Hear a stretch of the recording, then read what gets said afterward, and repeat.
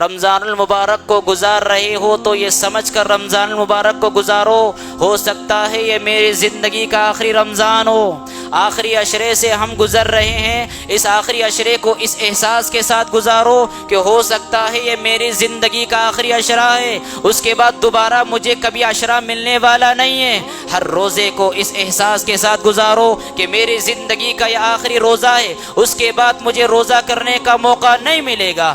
اگر اس احساس کے ساتھ بندہ زندگی گزارے گا تو اللہ کے رسول صلی اللہ علیہ وسلم فرماتے ہیں کہ رحمان کے بہت سارے بندے نارے جہنم سے آزاد کر کے جنت کے حقدار بنائے جاتے ہیں۔ ہم سب کا جنت و جہنم پر ایمان ہے، لیکن اس کی اہمیت کا احساس ہمیں نہیں ہے۔ اگر حقیقی معنوں میں جنت و جہنم کی اہمیت کا احساس ہوتا تو آج ہماری بہت ساری تعداد بازاروں میں نظر نہ آتی۔ یہ دنیا کا سب سے بہترین عشرہ، یہ سال کا سب سے بہترین عشرہ، اور یہ سال کی یہ راتیں دنیا کی راتوں سے سب سے بہترین راتیں ہیں، جو عبادتوں میں گزرنا چاہیے تھا، جو ذکر میں گزارنا چاہیے تھا، جو تلاوت میں گزارنا چاہیے تھا، لیکن انسانیت کی ناعاقبت اندیشی پر ماتم کیجئے۔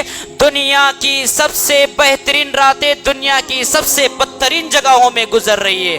آج ہمارے نزدیک جنت سے زیادہ ہمارا لباس قیمتی ہے، اس لیے ہم اپنا اکثر اوقات بازاروں میں گزارتے ہیں۔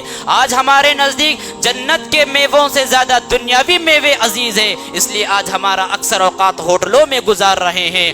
آج ہمارے نزدیک جنت کی نعمتوں سے زیادہ اپنے جوتے اور چپل پسند ہے ہمیں، اس لیے آج ہمارے اکثر اوقات بازاروں کی زینت بن رہے ہیں۔ یہ کس قدر اللہ کی بندگی سے محرومی ہے، اور یہ کس قدر دین سے بیزاری ہے۔ سبحان اللہ، دنیا کی سب سے بہترین راتیں ہم دنیا کی سب سے بدترین جگہوں پر گزار رہے ہیں۔ حضرات یاد رکھیں، صلی صلاۃ مودع، اس عشرے کو اس احساس کے ساتھ گزارو یہ زندگی کا آخری عشرہ ہوگا۔ اس روزے کو اس احساس کے ساتھ گزارو میں ہو سکتا ہے میری زندگی کا آخری روزہ ہوگا، اس کے بعد کبھی مجھے روزہ رکھنے کی توفیق نہیں ملنے والی۔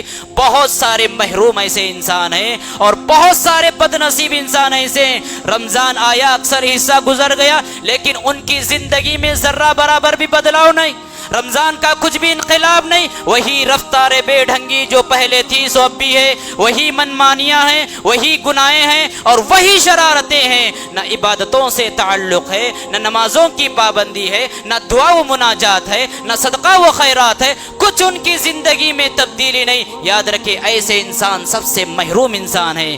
اب انسان نہ سدھرے تو پھر کب سدھرے، اب انسان دعا نہ کرے تو پھر کب انسان دعا کرے، اب انسان نمازوں کی پابندی نہ کرے تو پھر زندگی میں کب انسان دعاؤں کی پابندی کرے گا، اب انسان اللہ کو یاد نہ کرے تو پھر زندگی میں کب انسان اللہ کو یاد کرے گا۔ میرے بھائیوں، جیسا کہ میں نے کہا، اس رمضان کو اور اس عشرے کو اس احساس کے ساتھ گزارو کہ میری زندگی کا یہ آخری عشرہ ہوگا۔